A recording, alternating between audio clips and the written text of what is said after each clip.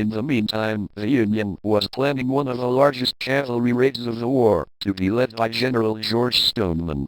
Stoneman's 3 brigades, totaling 5,000 cavalry, crossed into North Carolina in late March 1865. While Kirk's North Carolina Unionists held key mountain passes to keep the roads open, on March 28, Stoneman's men fought a battle outside Boone with a unit of the Home Guard.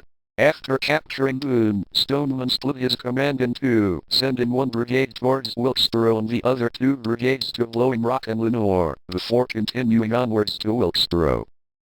By April 2, Stoneman had reunited his force and moved into southern Virginia. Robert E. Lee had been driven from his positions around Petersburg and had abandoned Richmond. He moved south, hoping to join forces with General Joseph E. Johnston in North Carolina. Back in the mountains, Union soldiers under Colonel Isaac Kirby were advancing on Asheville. They met a unit of the Home Guard at what is now the Asheville Botanical Gardens and fought a battle. Only one man was killed in the wild exchange of gunfire and 2 men were wounded.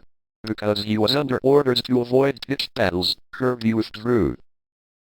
In the meantime, Stoneman had taken the step of dividing his men into 4 separate forces, which ranged through western Virginia for 5 days, burning bridges, destroying railroad tracks and burning supplies meant for the Confederate Army. The loss of these supplies forced Robert E. Lee to surrender to Ulysses S. Grant at Appomattox Courthouse on April 9. The same day, Stoneman's 4 groups met at Danbury, North Carolina. The war was not over yet. Stoneman's men charged south the next day, capturing Winston-Salem and missing fleeing Confederate President Jefferson Davis by 2 hours. They were opposed by a force of Confederate cavalry under General Samuel W. Ferguson. Stoneman captured Knoxville and sent a detachment to raid Greensboro, High Point, Lexington and Thomasville, skirmishing with Ferguson's men all the way. Stoneman then turned his attention to Salisbury, which contained a large prisoner of war camp. They were opposed by 500 men and 18 artillery pieces at Grants Creek, 2.5 miles north of the town. Stoneman proceeded to outflank the rebels, and the Confederates fled towards Salisbury. The Federals pursued them, and some skirmishing took place in the streets of the town before the rebels fled north to the Yadkin River. The prison camp had been evacuated months earlier, but the Union cavalrymen were enraged by the conditions the prisoners had lived in. They burned the prison, all Confederate Army supplies, many other public buildings, and the railroad station.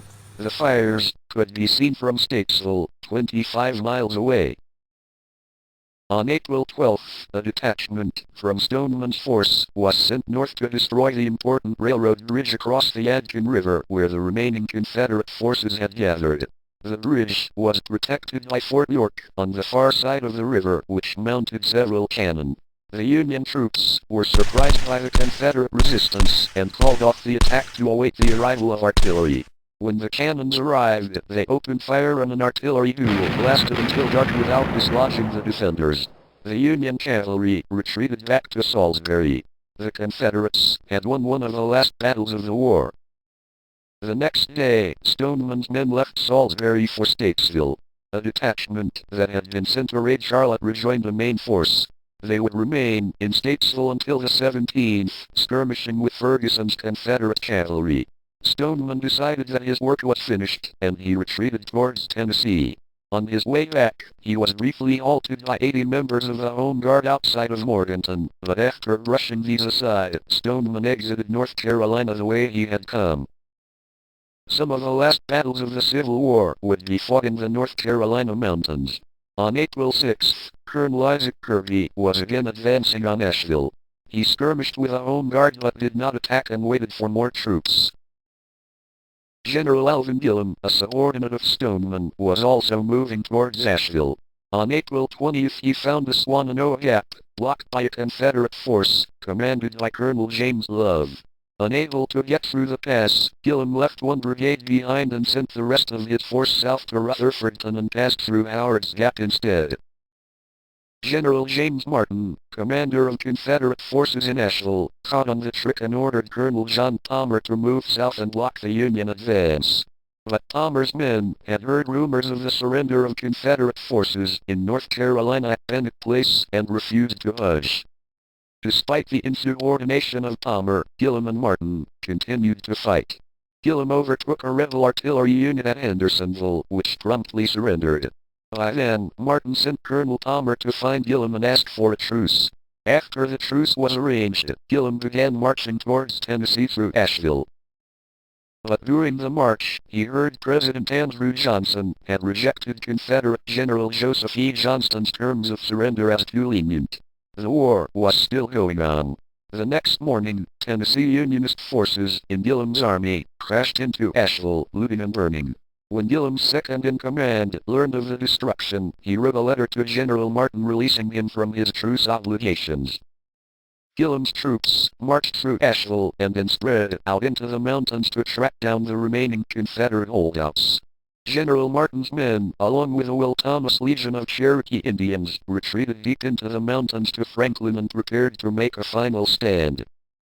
Colonel Will Thomas was familiar with the geography of the Waynesville area, and when Gillem's men entered the town on May 6, the Confederates moved into the mountains above Waynesville and drove the Union troops in the hills down into the town surrounding it. During the night, Thomas ordered his men to build hundreds of campfires to make his force seem larger. The Cherokee warriors began doing war dances, giving war whoops and beating drums. In Waynesville, one Union soldier wrote, "It looked as if the mountains were alive." Fires could be seen on every hill, and the yells and war cries of the Cherokee made it impossible to think about anything but what would happen when daybreak arrived. The next day, the Union commander in Waynesville sent a messenger asking for a truce. General Martin arrived from Franklin to take part in the negotiations. There he learned of Robert E. Lee's surrender at Appomattox, but he did not hear about Joseph E. Johnston's surrender in North Carolina. However, Martin realized that the conflict was as good as over, but he used the position of the Confederate troops as leverage to bargain better surrender terms that allowed his men to keep their rifles. On May 9th, Confederate forces surrounding Waynesville surrendered to the Union troops they had surrounded. The last battle of the war east of the Mississippi River was over. On the same day the Battle of Waynesville was beginning, other Confederate holdouts routed a small Union force at Hanging Dog Creek in Cherokee County. The last formal surrender of Confederate forces west of the Mississippi occurred on May 14, 1865 at the town of Franklin, where the remaining Confederates surrendered to Colonel George Kirk's Union Loyalists.